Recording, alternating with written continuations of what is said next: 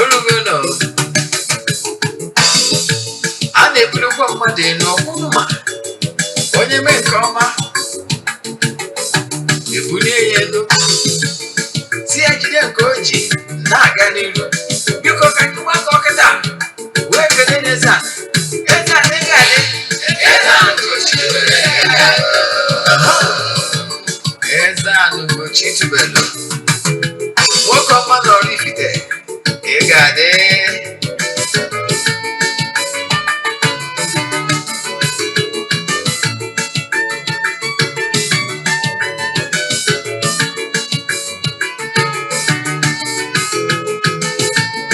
Ọdịnala bụ eziokwu,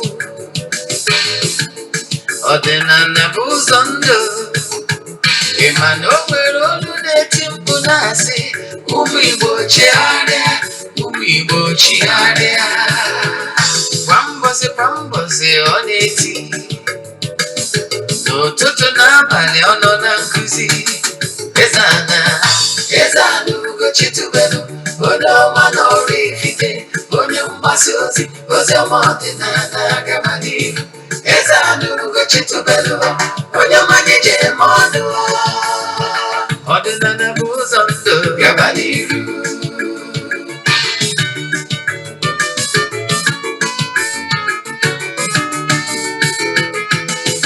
Eze-Ana ugochitubelu onye ọma na oraifite, onye mgbasa ozi ọma ọdịnala agaba n'ihu.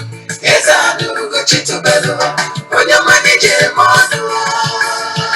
Ọdịnala bụ ụzọ ndụ gaba n'ihu. Eze-Ana ga-adị,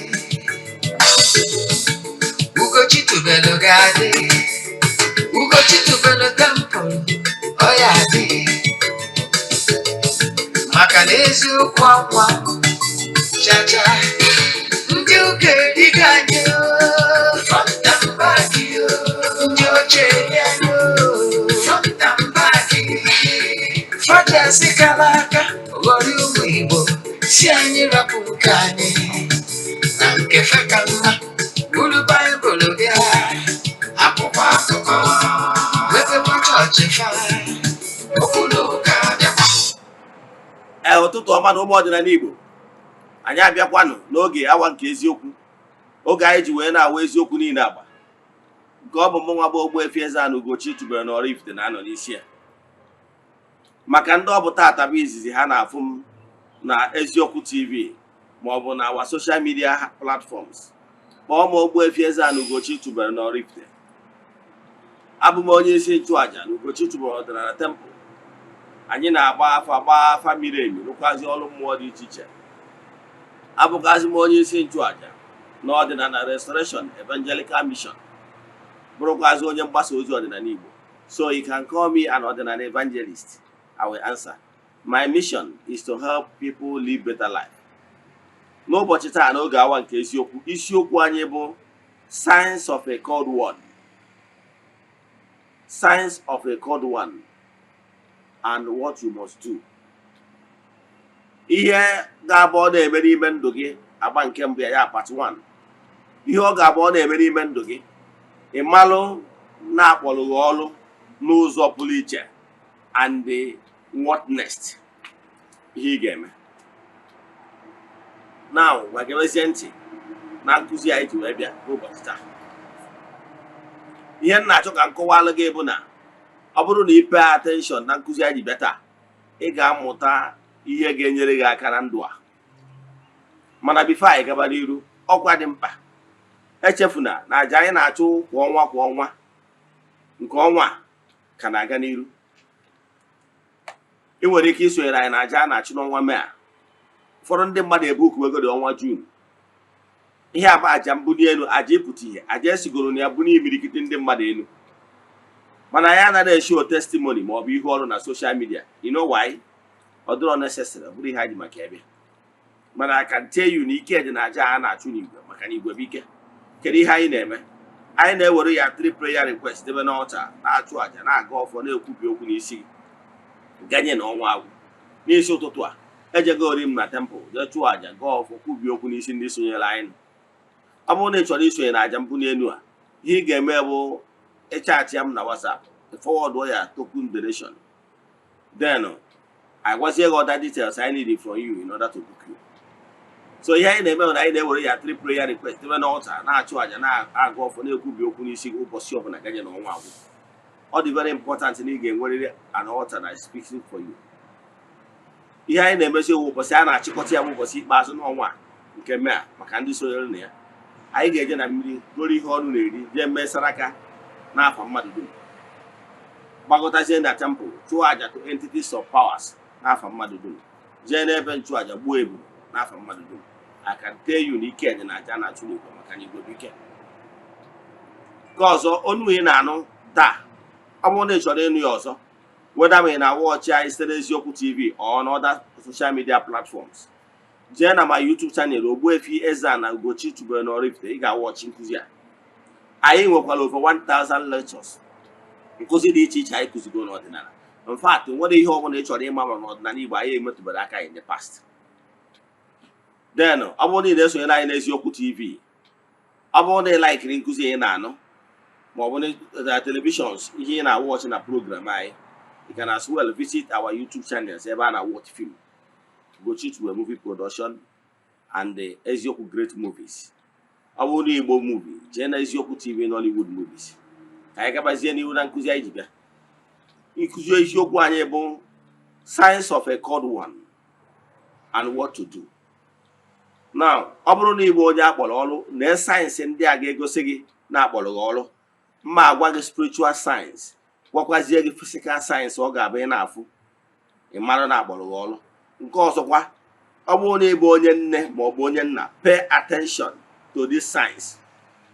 Maka na nke bụ eziokwu bụ bido na nwatakịrị nwa ga-abụ oke na-ebido na nwa.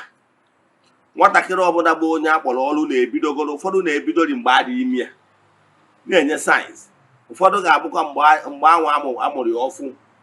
If you know something unique with this particular child, yes, ọtụtụ ndị mmadụ abịago mgbe ha mụtara nwa na-eme etu a, ụfọdụ akpọ ya afa dị iche iche, ụfọdụ akpọ ya ọgbanje, ụfọdụ akpọ ya afa dị iche iche dị very horrible because na ha ghọtara how things work. Nke bụ eziokwu, o nwere sayensị a na-enye before even mgbe a dị ime ya nwatakịrị amụọ ya, ya egosi na nwa a ga-adị very unique. Mana because of ya inner disposition, i mepere obi gị ma ọ bụ na-eriri gị eri, ebe ịghọta how things work and ị na-aghọtakwu sign ụmụ mmụọ na-enye. Mana I can tell you na onye ọbụla akpọrọ ọrụ a na-ebu ụzọ zie ozi, ịghọtara ya, zie ozi, gbuo amụma se n'afa ma ọ bụ na ụdị dị iche iche, ikwu na nwa na o nwere nwa aja ka ịmụ na nwa ga-adị oturu odi na ọ bụrụ language anyị na-use n'afa, meaning na onye nwatakịrị a ga-adị great. Come out, bidogo na rabbi. Yes, Jesus akpọ rabbi. Before ọmụmụ ya ezigo ozi na aga amụ ya, zie nne ya, ịghọtago, na aga amụ ya, ịghọtara ya. Ka m gbadatakwa na ancient time, etu a ka ọ dịkwu mgbe a mụrụ onye Samson, the world's strongest man. Never can you record today. I had the name with another person. Now, Samson, before Maka di me, Kaisi ni ozi, si ana nwere gamu. Na nwe di me ga di nnekwu. Na nwatakịrị na amụ ga di me no di very great. Na ga-esi n'aka ya wee tọọ agbụrụ ya na-agbụ, si n'aka ya wee zọpụta agbụrụ ya na ndị na-akpagbu ha. Wee nye instruction na nwa anyị ga-amụ na anwụ na-amụpụta ya agụba agakwara ya n'isi. It should not shave. Yes. Nne ya rebere that ndụmọdụ e nyere ya tii na-amụ onye amụ nwatakịrị nwoke, mana ihe emechara mee. Ihe mechara ume na-emesizielu nke nwoke mgbe o tolitere firuo na ya abụrụgo nwoke, o deviate from that instruction e nyere ya because of na onye nnupụ isi. O bidogoro n'inupụrụ nne na nna ya isi ije nụ nwaanyị from Palestinian ebe a sịrị ya nụra nwaanyị. Nwaanyị ahụ wee mechaa nụọ Delilah, wechaa wee duhie ya ụzọ, o wee bụrụ etu aka dike si wee na, o wee nazie na fulfill the calling ya. Mana ka Chukwu si eme ihe bụ na ofu dike daa erezikwa another dike ka usoro for another day. Mana ihe na-achọ ịkọwara gị bụ na onye nwatakịrị ọbụla nwere calling ị ga-enwetarịrị ozi ọ bụrụ na their heart is very open. Enwere ike ọ bụrụ mgbe ị na-alụ nlọ anyị na-egosiri nne ya ma ọ bụ na-egosiri nne ya, ma ọ bụkwanụ na ọ bụrụ na eburu onye na-akọnekt tabụ na-enwere ike egosi ihe na nlitota chefuo. Ị nwere ike ọ bụrụ na ị na-eje dịka prophetic mission ma ọ bụ na ị na-eje n'amụma, ị nwere ike ije n'amụma anwa agwa gị na ihe ị ga-eme na o nwere nwa ị ga-amụ na nwa ga-adị nnekwu. Mana bifo anyị gaa n'iru, echefukwana yes nọmbas ndị nwere ike iji nweta anyị na-enwe ajụjụ na ihe anyị na-ekuzi taa. Nke mbụ, ọ bụrụ na ị chọrọ isendịrị m WhatsApp meseji a ga-aza leta, isendịala m ya na 08057837672. mana ọ bụrụ na ị chọrọ isendị meseji kịta program a na-aga n'iru for this live program, na ị chọrọ isendị WhatsApp meseji ka ị wee jụọ ajụjụ ma ọ bụ na ị chọrọ ịkpọ akpọ, nọmba ị ga-akpọ bụ 08138243871. I repeat 08138243871. mana ọ bụrụ na ị chọrọ ka agbaala gị afa leta ma ọ bụ ajụjụ leta, sendelu meseji na 08057837672 ka anyị gaba n'iru. Echefukwana na anyị nọ live. Onye ọbụla na-ewochi anyị n'eziokwu TV or other social media platforms, anyị nọ live now, here na no live, so ị nwere ike ịjụ ajụjụ at any given time. Ịjụ ajụjụ, I can pause and take your question. Now, ihe anyị chọrọ ka anyị kọwalụ gị bụ na onye akpọrọ ọrụ na-ebido na ọmụmụ ya na mgbe a dị ime enwebe sign gosi na nwa dị very unique. Kama ọ nwere ike nne ya ma ọ bụ nne ya a na-egosi through dreams ma ọ na-agwụ ya site na okwu. Enwere so many ways eji reveal na nwatakịrị ga-adị nnekwu. Enwere ike ọ bụrụ na ya abịa na dream mgbe ị dị ime ya nwatakịrị, gwa gị gị bụ nne ya ma ọ bụ nne ya, gwa gị ihe nwa a ga-abụ, agwacha gị ya. Mana ọ nwere ike ọ bụrụ na ị kọnetụrụ, ọ gwara ụzọ ọzọ esi esikwa mmadụ ozi. Enwere ike ị bụrụ onye na-eje n'afa, agbawa afa wee na-agwa gị na nwunye gị dị ime and na o nwere nwa ya amụ na nwa ọ ga-amụ ga-adị nnekwu. Yes, ka awụ ofu. Ma ọ gwara na ịbụ onye na-ejebe dịka prophetic mission, ezie gị ozi gwa gị na nwa ịdị ime ga-abụ onye ga-adị oturu odi, onye ga-adị nnekwu, dị adị great. Enwere ike izikwa ya n'ụdị a. Then ọgwa na amụpụta nwatakịrị amụpụta, ọ bụrụ na ewe pamistri ma ọ bụ na ịbụ onye ma agụ akara aka ka efere ihe ala anyị na-adị n'aka mmadụ, ọ bụrụ joke. Nke onye ọbụla dị very unique na nke ibi ya. Aka nri na aka ekpe enwere sign na-adị n'aka mmadụ. Ịfụ star sign n'aka, enwe ndị ga-afụ aka ha ịfụ like 2 star sign, nwe ndị ga-afụ 3, nwe ndị ga-afụ 1. Aka nri na aka ekpe. Ama na ebere pamistri ma ọ bụ edro gifted n'ihe gbasara ịgụ akara aka. Mana ana m achọ ịgwa gị na nwatakịrị adị nnekwu bido na sign adị n'aka, ị ga-eji eme onye ga-adị oturu odi, onye ga-adị great. Ya physical sign. So ọ bụrụ na ị na-ege ntị na-anụ olu m kịta, ị na-anya n'aka gị, ọ bụrụ na ị fụrụ stars n'aka gị, star signs n'aka gị, yes, aka nri na aka ekpe. Ụfọdụ nwere ike inwe multiple n'aka nke ma ọ bụ n'aka nke. Ọkwa sign na ị ga-adị nnekwu. And ị nwere ike ịfụta na ị na-adị attracted to birds. Na birds na-anọkọta na-abịa na your house, your environment, ebe ọ bụla ị nọ. They always visiting, come and sing and whatever. Ọkwa sign gosiri na ị ga-adị nnekwu. Then nke ọzọ, sayensị ọ ga-abụ ị na-afụ from nwatakịrị na-etolite to adulthood. Ị ga-achọpụta na ị ga-abụ onye na-abụ ịgba mmadụ aka ahịa.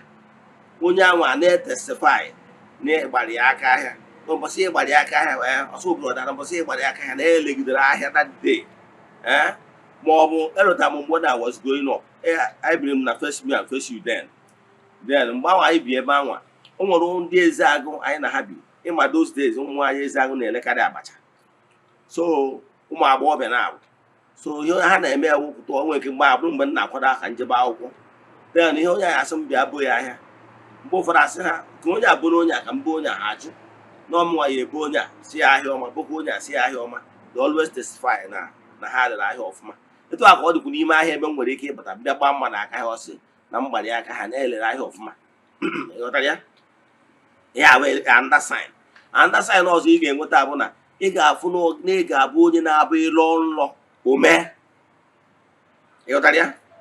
Ịlọ nlọ ị nwere ike lọchaa nlọ anwa mee ụbọchị anwa nlọ a ga-eme, a ga-abịakwa gwa gị sị gị na nlọ ahụ ị lọrụ mgbe gara aga n'ọta ka o mezu.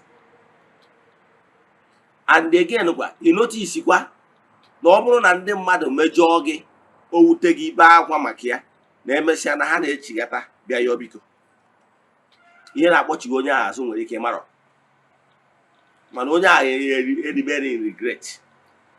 Ụfọdụ ga-etesify ba na ya mechara ihe na ya rahụrụla, na ya dị disturb, ma ọ bụ na ya bịazi na-enwezi funny feeling or some certain things ga compel ya ịbịa yọọ biko. Ịghọtara ya? Then sign a na-emekwa o gosi na enwere calling. Nke ọzọkwa bụ na ihe ọzọ ị ga-aghọtakwa bụ ọ bụrụ na niile abụ onye na-abụkwa ịlọ nlọ, weda ma ọ bụ nlọ ọma ma ọ bụ nlọ ọjọọ ome ogo early sign. O nwekwara ndị nwere ike ịsị gị na ha na-alọ nlọ na onye ọbụla ha na ha mekọrọ ihe. Onwe onye nke mma ọ sị m na sinsi ya maara ihe na onye ọbụla ya na-emekọrọ ihe na-abụ ọgaranya. Ịghọtara ya? Ọkwa sign gosiri ebe onye si bịa. Ọ bara uru ka mmechukwu kọwara gị the links ndị mmadụ nwere from 4 cardinal points. Yes. So ọ bụrụ na ụdị ihe dị etu a na-eme gị, nke a ụmụ sayensị ga na-eme gị bido na childhood and ịlọ nlọ iyi elota nlọ ahụ ịlọ, and ọ ga-eme ihe a bụ early childhood sign ị ga na-enweta. Then mana ịgbagotabazie of age, ọ nwere ọka ị ga-eru ụmụ mmụọ efiluo na ịgbagotago of age niile dịzi ị na-eri solid food. O nwere ihe a na-atụsi gị anya n'aka, and o nwere ụfọdụ ụmụazị nwere ike ịpụta asị na ọwa ọgba nje maka na o nwere ike ọnọgide etu a ọ na-aba into trance na onwe ya. O nwere ndị nwere, mana o nwere ndị nwere gift onwe ha na-akpọ clairvoyant and clairvoyance. O nwere ndị nwere onyinye efu afụ, nwere ndị nwere ike ịnụ anụ. Yes, o nwere ike ọnọgide etu a ọnụka okukpọrọ ya, ọnụka akpọrọ afịa, onegharị anya o nwere onye ọma ma ọ bụ ma onye nọ na the place sef. O nwere ike ọ bụrụ a lonely house, ọnụ na onu kpọrọ ya, onecha anya nwere onye ọfụ. Ụdị onu a na-akpọ Samuel. Idota story of Samuel mgbe ọ na-agba ọ na-enye mentorship n'aka onye a na-akpọ Eli, nnukwu onye nchụaja, ka a zụọ ya maka ịgba ụkọ ijere Chukwu ozi. Samuel na onye nchụaja so ha na-ahụ nọ n'ime dị ebe ha nọ na ebe nchụaja. Samuel na-agba ọnọgide ọnụ Samuel. At first o jekwu Eli onye nnukwu high priest si ya, nna m ukwu ịkpọrọ m. Eli wee si ya na ha kpọrọ ọkụ ya ọ pụwakwa. Ọ nọkwa obere oge o jewekwa again nụkwa ka a nụkwala Eli Samuel. Mgbe ọ dụkwa Samuel anwa, o wee jekwazie again a wee jụzie nna ya okwu si ya, nna m ukwu ịkpọrọ m. For the second time nna ya okwu wee si ya mba na ya kpọrọ ya. Mgbe ọ na-achọzi ka ọ pụ, nna ya ukwu metụ ya n'obi na nwatakịrị a nwere ike ọ bụrụ na mmụọ na-akpọ ya okwu. Ime ihe o mere, o wee sị ya Samuel ọzịa, o wee sị ya Samuel, ọ bụrụ na onu a na-akpọ gị kpọọ gị ọzọ, na ihe ị ga-ekwu gị kwube na nwa odibo gị na-eke ntị. O nwere ihe ịghọtara? Ihe ọ pụtara bụ na o nwere ihe mmụọ na-atụ anya n'aka gị ka ị mee, na ọ bụrụ na mmụọ kpọọ anaghị oku. So mmụọ kpọọ gị oku nwere ihe mmụọ na-atụ anya n'aka gị ka ị mee. Ọ bụrụ na ana na ime ya debe onwe gị na state of grace, mmụọ enwe ike zie gị ozi. So mmụọ na mmụọ obodo akpọ oke na-anụ ịnọkọta n'ịnụ voice akpọ gị afa, mana ọkpọ gị afọ nwere onye na-afụ. Ọkwa early sign. O nwere nwatakịrị ya abụ ịnọgido ọ na-enwe visitation of ụmụ mmụọ. Enwere ike ọnọgide ọsịghị mọmị, ọsịghị dadị, na o nwere onye na-abịakwutie. Ejụrụ ya kedu ka onye a si abịakwutie. Ọsịghị na onye nwaanyị a na-abịakwutie na ọbịa wo yiri white. ma ọ bụ na nwoke a na-abịakwute na ọ bịawo yiri white ma ọ dres ya dịka onye chief ma ọ bụ onye ichie nọ na-ara abịakwutebe ihe then ma ọ bụ na ọ bịakwute ya etu a ma ọ bụ na onye nke a na-agba afọ mago na-edescribe the personality na-abịakwute ya. And the one thing bụ na ọ bịakwute ya na ya ada atụzi ụjọ na ọ na-awabịa ọsọ ya atụ n'ụjọ ya dị ya na-akpa nkata ọ na-agwa ya one or two. So ọ bụrụ na ị mụtara ụdị nwatakịrị na-eme etu a ma ọ bụ ifu ịnọta isi nọ na nwatakịrị a nọrọ quiet ifu na onwelu mmụọ ya na ya na-akpa ma ọ bụ na o nwere onye ya na ya na-akpa ịghọtara ya so o nwere ndị nwere gift ya ha nọ na quiet environment mmụọ ya na ha na-akpa bịakwute ha na-akpa nkata ahụ o mee ka mmadụ si chie ịbata mmụọ a apụọ ihe ahụ eme mmadụ chọọ ha na ịbata mmụọ agwụ ya na ya apụbago na ya na họrị ọpụọ ọ pụwa na mmadụ abịakụ aka n'ọnụ ụzọ maka na mmụọ afụgo na mmadụ na-achọ ịbịa ịghọtara ya. So ụfọdụ and some certain things dị similar to this ihe a nkọwara kịta ọ na-eme some certain children ma ọ bụ nwa gị. Ụfọdụ ndị mmadụ instead of pay attention to nwa mmadụ na nwa ahụ a unique child then he need oge counseling ị ga-achọta onye nwere experience mana maka ihe na ụka riri ndị be anyị rie anyị front and back. Ụfọdụ parents na ha notice bụ ụdị ihe a n'ebe nwa ha nọ ime ife ha ga-eme ka e buru nwa agbanyewe na nke pastọ.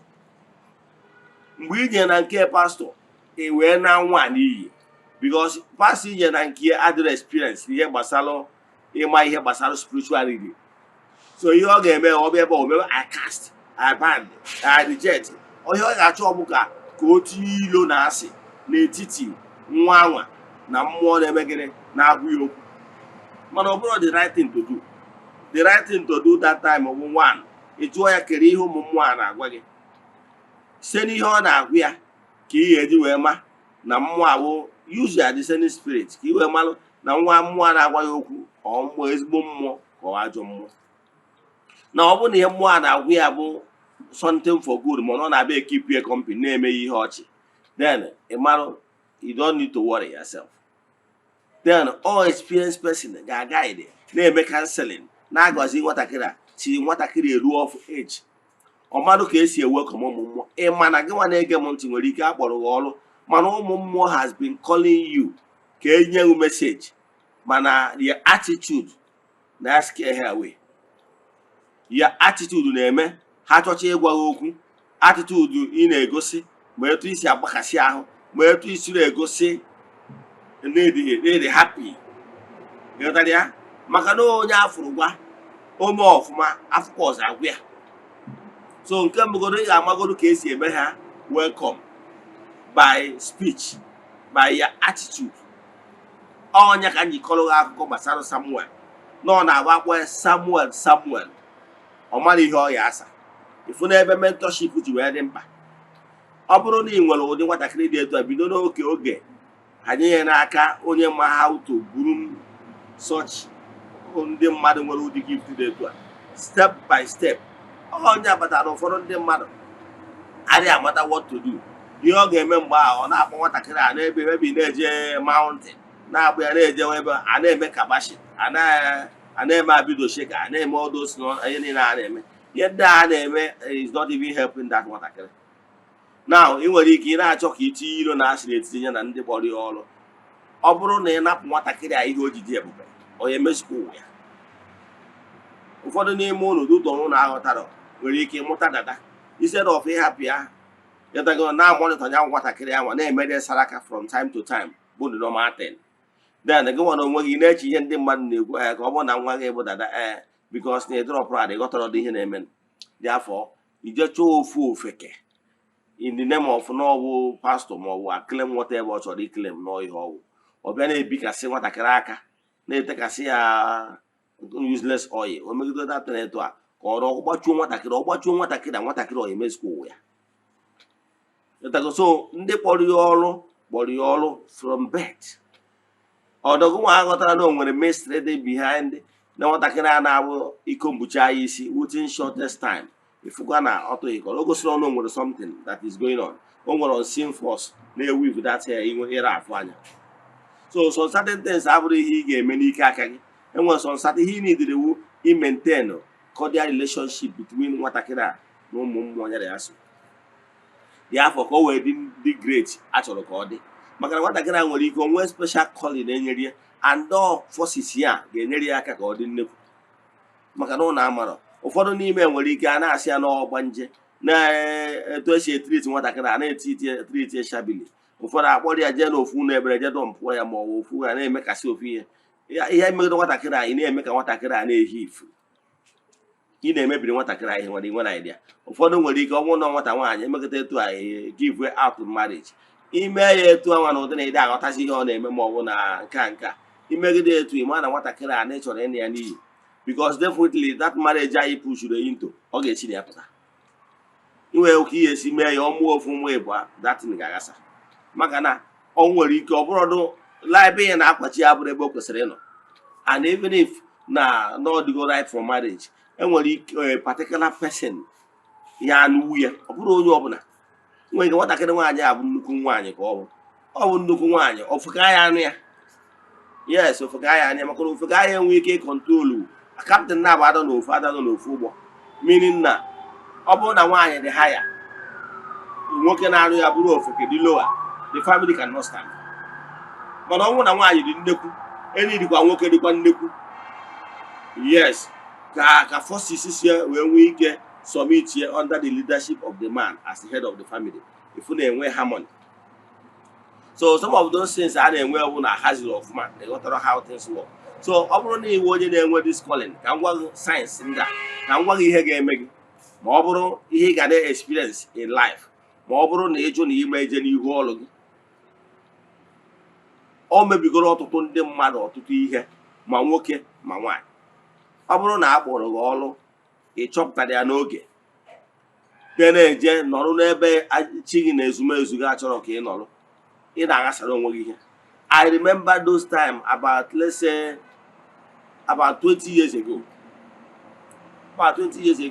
o nwere one of my junior sister bidoro ihe gbasara kọla mgbe ọ ka nọ na Brocozary yes mgbe ọ ka nọ na Brocozary because mụ na ya bịa dị too close n'ime nedo ahụ tinyere ofu ya na secondary school o wee ba College of Education then mana o nwere mgbe ihe gbasara kọla bịa na-edistọp ya mgbe ahụ my intention bụ ka o jee mee B.Ed now o ruo na College of Education ahụ ka o finish that is ebe a ka ọ kwụsịdebe so NCE then so mana ihe mere n'ọbụla o nwere ebe one esia onye Yoruba ka ọ bụ n'Ọnịcha mụ na ya wee je for the first time m na-eje some of ifu ndị those seers so I ruo obido ozicha ya ozi wee turn towards me see me even you need well call na oruo at the appointed time that I will know so mgbe ahụ ọ gwara m datin ahụ wee agụ mma ngozi na ndị ya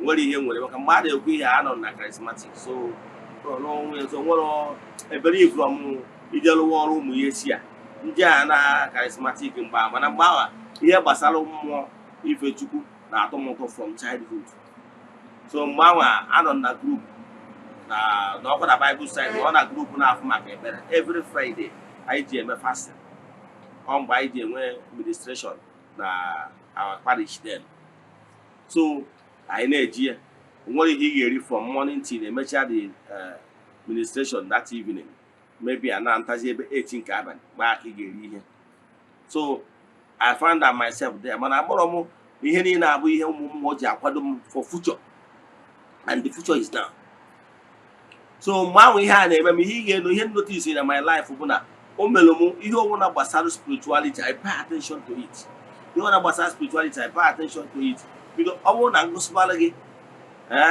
society nọrọ n'ụlọ ụka na Catholic Church I was once a member na mọ m ihe niile abụ ihe kọla abụ eje m Brocozary ejeti ọfụma from Brocozary to Region of Mary from Region of Mary o nwere mgbe nna nọ na multiple societies the same time mana ịmagụ na ụbọchị ọ ndị ọda nwere ụbọchị ha ji eme nke anọ m na Region of Mary anọrọ m na St. Anthony of Padua yes anọrọ m na Purgatorial Society agwụọ na Region of Mary go Brocozary anọ m na Blue Army anọ m na Confraternity of the Most Holy Rosary then na anọ nọ na Maria Nkwaya from Maria Nkwaya then mba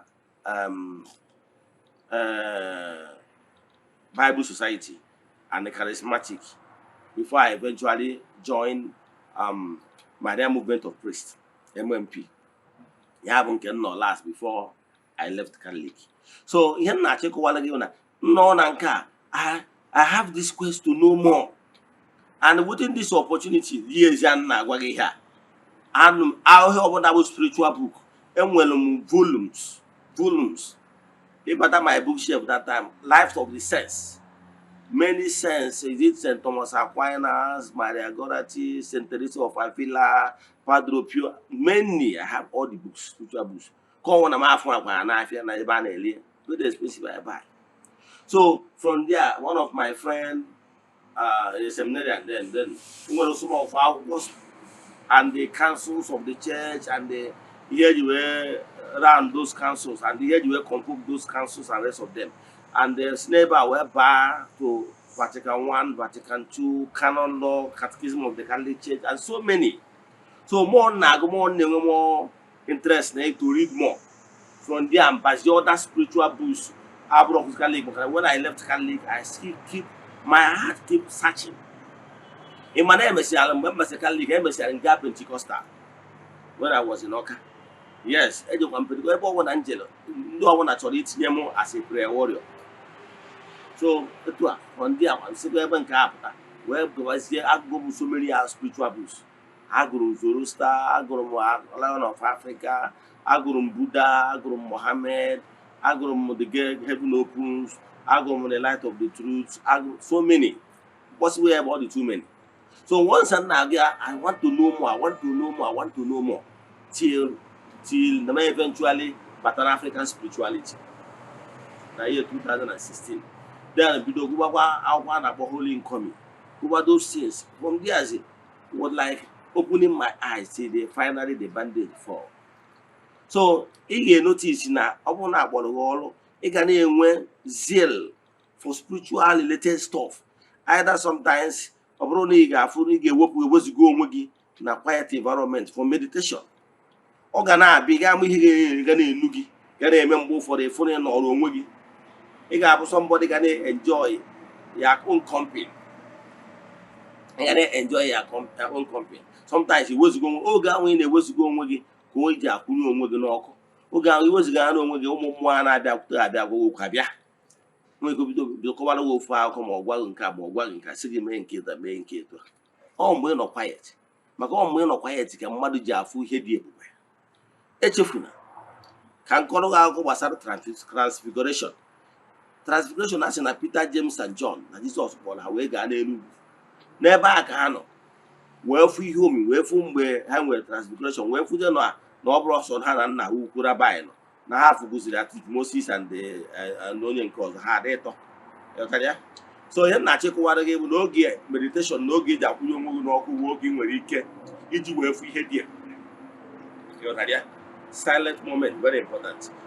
So ọ bụrụ na ị na-afụ ihe ndị a na ị na-adị enjoy silent moment and ị na-adị enjoy ihe gbasara ụka isi n'ebe a ma ihe gbasara spirituality banyere ebe a ị mara ihe na-ebunye gị bụ na your soul is still longing and searching for where you belong. So etu a ka ọ dị etu a ka o si megide ma nwere nke spiritual book m gụchara one day yes made the spiritual exercise because made the spiritual exercise that follows it. Then after I just said that thing, that is the last time my mother was like telling me that look, this is not where I belong to, and I stopped. So all those things is what you will be longing to know more, to search for more. On a mega tour, a matter of book. Then he needed mentorship and guidance. Till morning when I found my path, I began to do research. Now have some mentor. They began to mentor me. When eventually Mbatasi no Ordinana decide they are able call Ordinana evangelist. Then I got through mentorship. Father, as we speak, then I got through mentorship of 3 different people. Here morning they will lead me to this person. After the person must have put me through in one way or the other, more has come, we are done with this person. ihe a chọrọ ka ịmụta n'aka onye ịmụta gị move to the next person. Etu a ka esi megido gaa na tru mmadụ ịtọ. Yes, o nwere ndị nga na nke ha fụ na ụfọdụ n'ime ha even na-alụ oke ite, but I didn't pick interest n'ịlụ oke ite because it's not my stuff. I learn the other side, good thing m chọrọ from them, and leave the other side that ma chọrọ. You ghọtara ya? Because my soul is not yearning for such. Ọ bụrụ ihe nyi maka ya wee bịa. So etu a ka nsi wee medo wee bụrụ ebe m nọ na. So gị nwa na onwe gị akpọrọ ọrụ, bear it in mind, for you to be successful n'ọrụ akpọrọ gị, you must be mentor. Akpọrọ ndị mmadụ ọrụ n'ụdị dị iche iche. Do you know even that not mechanic, onye nka na ụzụ, ịma na calling, ịma na even ịbụ a leader bụ calling, ịma na ịbụ a successful pharmacist, onye na-akụ ọgwụ bụ calling, ịma na ịbụ a medical doctor. Ọ bụrụ na ịwụrụ naturally you are called one for healing and you study medicine, ị ga-abụ a doctor with swag. Maka na calling, ị nwere the calling. So ihe na-achịkwa na enwere so many things. Even if you were the calling, you need the mentorship. Even if you were calling, you need the mentorship. And the other name mentor of my, you become professional. Ni na-eme ya. It means he's here with your calling. He did great. It means he's here with your calling. He did great. Man, ọ bụrụ na you were calling out of your own ignorance, ị chọrọ ka mentor gị. Ị chọrọ ka mentor gị, it might be great because it's the only professional that make money. Let me tell you, whatever profession you are, ọ bụrụ na ana na-ewest part in what you are doing it well. Ị ga-adị nnekwu, ị ga-akpata ego, ị ga-adị fame, ị ga-enwe ego, ị ga-apụta ihe ya. All gift ka ọ bụ. Ịma na mmadụ ịmụtazie ihe ahụ nidere ịmụta from ya mentor.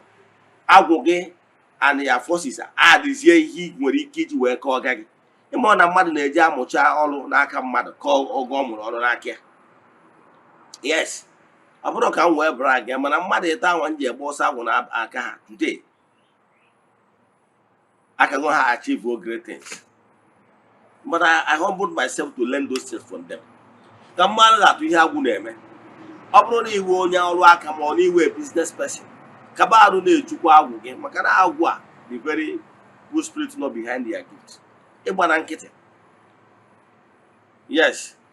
So na-echukwa agwụ ọ ga-enyere gị aka, but dị humble enough to be mentored. Agwara m ụnụ ka ọrụ na ihe mere mgbe m na Abuja. Oge m na Abuja, n'ime na nna Abuja anwa. Olu mbọsị ma injector na-enwe obere problem. Nje na spare parts ebe a na-akpọ Zuba. Wee jụọ ndị na-ele Japanese that time. Wee jụọ ha, biko koro a good mechanic na-alụ injector. I went to 2 different lines. Onye ọbụla na-mention one particular guy a na-akpọ Odion is from Edo. Mpatana drive my car into the place, workshop ya. With a computer. After ka o mechara scan, ọ sị m na ya amaghị na-eme moto m, gwa m ego na m akwụ. M sị okay, I agreed. Or sign on one of his boys to come and attend to me. Ọrụcha moto ọrụ perfect. Iji ebe ahụ moto a na-ekwo, even 2 plot abroad moto na-abịa na nke. Nwa ọrịa asị m na nwere everyday ọ gị adị eji more than 200,000 na ya. Ịghọtara ihe nna gwa gị ha. Ihe nna achị kụwalụ gị ịwụ maka na o nwere the gift anwa medu ihe dị na ya. So ihe nna achị kụwa bụ na ọ bụrụ na ị nwere calling, pay attention to ihe gbasara calling gị. Ọ nwekwa onye nwere ajụjụ, ị jụọ. Okay, sir. Nneoma Okoro from Facebook say, "Can you kedu ka mmadụ ga-esi mana akpọrọ ya oku? How can one dictate that he or she is a called one?" Okay, dịka nsi wee kwuru before. Ọ bụrụ na mmadụ nwere call, ọ bụrụ na abịara gwa gị ya direct through dreams or through baby voice, na nwere ọgbụgbọ oku, enwekwara ike ọ bụrụ through alpha consultation. Ma ọ bụrụ na ịbụ onye na-eje prophetic ministry, ọ bụrụ na akpọlitego gị before wee sị gị word ha na-eyuzu unu nwere ọgbụgbọ oku. Ọ bụrụ na agwago wuru ihe na-eto ebe ije administration wee sị gị yes sister, gị nwa nọ n'oche nke ịtọ, ịbịabazie ụbọchị ọzọ gaa nọzụta n'oche nke ịtọ, gị gaa n'iru n'oge na ndị prayer warrior, ị nwere ọkpụ okwu ana like that. O nwere ihe ọfụ n'ime gị o ji gwa gị ya. Ma ọ gwa ndị bịara afa awụ afa wee tụọ owu nnukwu nwaanyị wee sị gị na ọ bụ na nwaanyị ka ịhụ ma ọ bụ na iwu nnukwu nwoke wee gwa gị na ihe dị etu a na-eme gị etu a na-eme gị etu a na-eme gị etu a ihe ndị a bụ ihe ị ga-egosi gị na akpụrụ ọrụ. So ọ bụrụ na ị nwetara direct confirmation from dream or from voice, then ka ọzọ tụọ afa ya agwa gị ya. Daalụ. Okay, Jane Ọkagbue si ka nkene gị n'ọrụ ọma ị na-arụ gị jisi ike. Okay. Then Buchi Amechi WhatsApp message ọ sị ka m gwa gị keep doing the good work of the gods and our ancestors, watching and connecting from Lagos State. Okay. Then Ebele Chikeluba sị ka nkene gị n'eziokwu TV na-adịkwa n'ihe mma na Nneọma Okoro sị ka nkene gị n'azịza Eze-Ana. Okay. Daalụ. So ihe ọzọ anyị na-ekele ndị niile, anyị nabatara ndị niile na-akwado anyị ihe anyị na-eme na-amasị, na-asị keep propagating, keep telling people about our administration. Ihe ọzọ nchọ ka m kwuo before mmechie bụ na ọ bụrụ na akpọrọ oku ịsịkwa na ịma alụ ụmụ mmụọ achọrọ ịnụ ya ka m gwa gị ihe ya eme. O nwere ihe ndị ọzọ ga na-eme gị na ọ bụrụ na n'irugo adulthood and ị chọrọ ịrụ ya bụ ọrụ na ihe ga-eme gị. Ị bụrụ nwoke ị ga na-experience na imechalụ mmadụ ihe ọma ihe ọjọọ ga-ejikwa ụgwọ. Ị ga na-experience na mmadụ weda bụ iwu nwoke ma ọ bụ iwu nwaanyị, mmadụ kwechaa gị nkwa ọ ma eme ya ọ nara o change your mind. Ị ga na-experience ọ bụrụ na ịbụ nwoke ma ọ bụ na ịbụ nwaanyị, ọ bụrụ na ị pay attention to this calling, ihe ọbụla na-enyekarịcha gị aṅụrị a ga-anapụ ya. Ọsọ ya bụ na marriage enye gị aṅụrị, marriage will crash. Ọ bụrụ na ya business na ego enwere ike ịkrọmbụ ya business. Yes, ihe niile a na-enye gị aṅụrị ga-eme ka ị nọ na comfort zone wee sị God forbid m nwa ijeruwe ụdị ọrụ a ga-anapụ udo sinsi dị dị ka mmadụ ga-afọ. Ọ bụrụ ọsọ gị bụ onye akpọgoro ọrụ bifọ mma amara ga atụ ọtụtụ ndị akpọgoro ọrụ ha jụ na ha eje ha desi igwe ihe a na-akpọ ihe mkpọrọ bulala mpịawa azụ. Inugo maka onye a na-akpọ Jona eziri ozi ya dị obodo Ninive onye gwa ndị Ninive ihe a kwesịrị ime. Jona wee sị na ya ama eje for reason best known to him. Agwakata ya Jona wee firo ka ya gbaa ọsọ etu agụ nwa na-ege m ntị si wee blachapụ ọsọ wee sị na ịma alụ for reason best known to you. O wee je baa ụgbọ si na ọ na-agbatị ya n'ọsọ n'ụgbọ a ka ọ na-eburu mmiri wee tụba. Ndị nọ n'ụgbọ wee sị mba na eburu mmiri ya na-atụrụ dị unique na-enwerịrị ihe merenụ aịda na iwe Chukwu dị na arụfa. Ha wee na-ajụkwuru onye iwe Chukwu ji maka ya wee nọrọ n'ahụ ha dum. Ha wee fee nza o wee ma Jona. Ha wee sị ya nwoke m ọ maka nka Chukwu ji chọọ n'anya niile n'iyi wee tụrụ ya n'ime mmiri eburu mmiri kwụsị. Azụ wee loo Jona wee kpọọ Jona obodo Ninive kpọpụta Jona. Instead of Jona ijere ihu ọrụ ya, Jona kara dọrọ na-ama ọsụ wee jee n'ukwu osisi izere shelter laghachi ara onwe. Amara m ihe ahụ shelter ị na-ezere, nwere ike ọ bụrụ ego, nwere ike ọ bụrụ family ị na-enjoy. Ịghọtara ya? A wee sị na that shelter na ukwu osisi ahụ na-enye shelter nwụrụ immediately dry ya. Anwụ ihe ji mee ha ka pịawa azụ anwụ wee na-enye bịafọ. Ihe ahụ na-enye gị shelter nwere ike ịnọ na comfort zone gị sị na ha mba na ọmụ ga-eje n'ụwa dị ọla God forbid. Ịghọta nna akọwara gị mana ọ nwụkwuru ndị ha etere na ha enwere ike ịrụ pastọ ịma ikwu ọ na-agba n'aka na-agba n'ụkwụsị God forbid na ebe ya nwere ọrụ taị ya nọrọ ọfịs esi ya n'eke. Ọjụ na ọya eje ụdị ihe ahụ ihe mere Jona ebe ọ bụ na nature nwere ike destroy a living tree na-enye Jona shelter because na achọrọ ịpịwa ya azụ. Jona amarọzi mgbe o ji jee n'ihu ọrịa by fire by force. So amara m ihe na-aga biga Jona ihe eje n'ihu ọrụ. Nature can destroy anything na-enye happiness. Ọ bụrụ na ịghọtara. So ọ bụrụ taa ka a gbanyebara ndị Jona ha ya eje n'ihu ọrụ ha fim. Ị na ọwa eji agbanyere fim anyị agbanyere ufim maka na o nwere onye ọ bụ na ọka na-eri ihu ọrụ ka i wee zute onye na-eto na mgbe mkpagbu ekwubi okwu n'isi ya. Mana mgbe e juru na ị ga-eje onye a ga-anọ na-akụ ọta na-asị Chukwu okike kere ihe nke eji wee dị iche na ihe eje na be ndị ọzọ ndị ọzọ nweta ọgwụgwọ nwachi na enwetara maka ihe na-akpọrọ ya ọrụ. Anyị mara na o nwere onye ọ bụ na ụsọ nwa ga-ekwubi okwu n'isi ya. Ị nwere idea ịma na o nwere onye ọ bụ na ụsụ ya o dogoro ebe a na-azọ ndị ọzọ anyị azụ ya tinye na ọ na-ekpọkọ n'ọgụ nwa.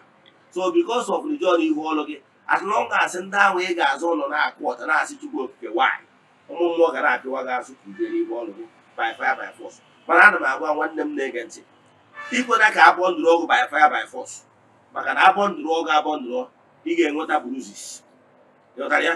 Mana ọ bụrụ na iji nwayọọ quietly na anụ onu ma kweta ka ime ihe dị n'ụzọ gị, ọ ya akarị gị mma. O nwere ofu onye mma, ụfọdụ ụmụ nwaanyị ụfọdụ ụmụ nwaanyị nwere ọrụ ha sị na ha ya eje anti isi na ime ejere ihe ọrụ n'ọka ije mere rọns, imejagoro rọns o nwere ihe ihe emeta.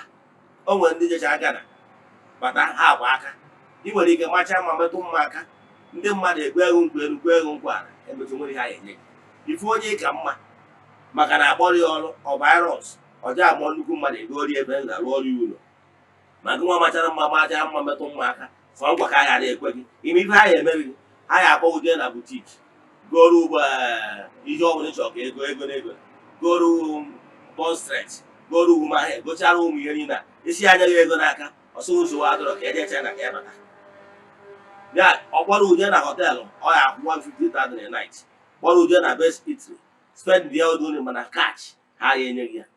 Ịghọtara ya? Ụmụ ihe ndị a ka a ga na-espend mana isi gị onye ahụ oke ngwa setịrị m ọpụ butik ka ọ bụrụ ihe njeta onye ekwenye gị ihe niile ahụ at end of the day ibichara life rọ nsọ ibe gị na-ebi ifu na onwere ihe ibi. Okay. Okay, ajụjụ from Facebook ndị nye na-esonyere gị Ọlụchi Onyema sị na sayensị onwe na ndị n'ọma na ọ bụ onye akpọrọ mana na ọ maọkwanụ ka oge si wee gaa n'ihu ọrịa na o nwere aka inwe ike inyere ka o nwee ike ịga n'ihu ọrịa. Daalụ maka ya ma ajụjụ ihe m na-ekwu ọ bụrụ na n'ịbụ onye nwere ọkpụkpọ oku na-echọrọ ije n'ihu ọrụ gị, simple thing ihe ị ga-eme bụ kpọkuo chi gị na ezumezu mmụọ gị na ha so gụọrọ ha ọfụma maybe for 7 days, gwa ha bigo ha tụpụtara gị onye ga-eli di gị ga-agbaziri gị onu ga-enwe ike kụziere ụdị do's and don'ts. Nke bụ eziokwu bụ na ị bịa na Facebook na ihe afọ ọtụtụ ndị mmadụ akpọrọ ọrụ ha na-emekasị ha enwere ọbentọ and ọtụtụ n'ime ha na ha megide ha dị frustrated, ụfọdụ megide ha eme ya abandon maka n'ihi na ọwọdụrụ trained by professional. So ọ bụrụ na awụ onye akpọrọ ọrụ yọọ ezumezu ha tụpụtara gị onye ị ga-eje na nke eje gba ọsọ agwụ, nwe ha na-agba ọsọ agwụ. Ịgba ọsọ agwụ abụrụ nyanwa bụ ịsata dibịa, no. Ịgba ọsọ agwụ kọọla onye ya efuru nwere kọl anyị na be nne ya na o nwere onye mere ihe kọl ma ọ na be nne ya o nwere ebe da kọl si bịa, mana n'ụtọ na-eriri gị nne ya ma ọ bụ nne ya ha kọntinuro na laịn nna nna fa agha so.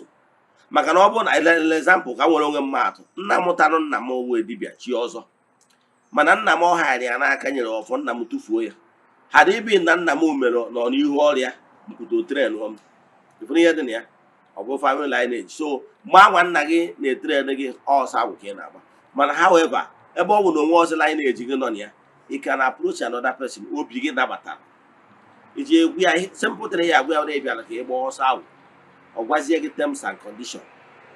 Terms and condition differ from dibia to dibia. Now I can tell you na ọ bụrụ na ije ọzụzụ a echefuna na onye akpọrọ ọrụ uwe onye akpọrọ ọrụ weda ma ọ na-arụ asị fada ma ọ na-arụ asị pastọ onye akpọrọ ọrụ, mana ọ bụrụ na ije ọzụzụ o nwere ihe dị iche na onye azụrụ azụ na onye azụrụ azụ. Ịghọtara ya? Onye azụrụ azụ kemgboro ụra the appearance, your attitude, your customer service and everything ga-abụ second to none than onye nọkọta ide emeka ofu ihe. O nwere ofu onye nọ na social media o nwere ike mgbe ụfọdụ o mee point n'ihe ọ na-ekwu mana the attitude o ji emie calling people names, the attitude o ji emie odoghị anya na onye nwere ọdọ ọzụzụ azụrụ ya azụ atọl. Ịghọtara ya? Etu a nnọkịta na-eji ọzụzụ as a priest na Godian religion, o nwere ọzụzụ a na-enye mmadụ goro how to approach people, how to talk to people. Ọ bụrụ by force. You make your point, allow the person to take decision.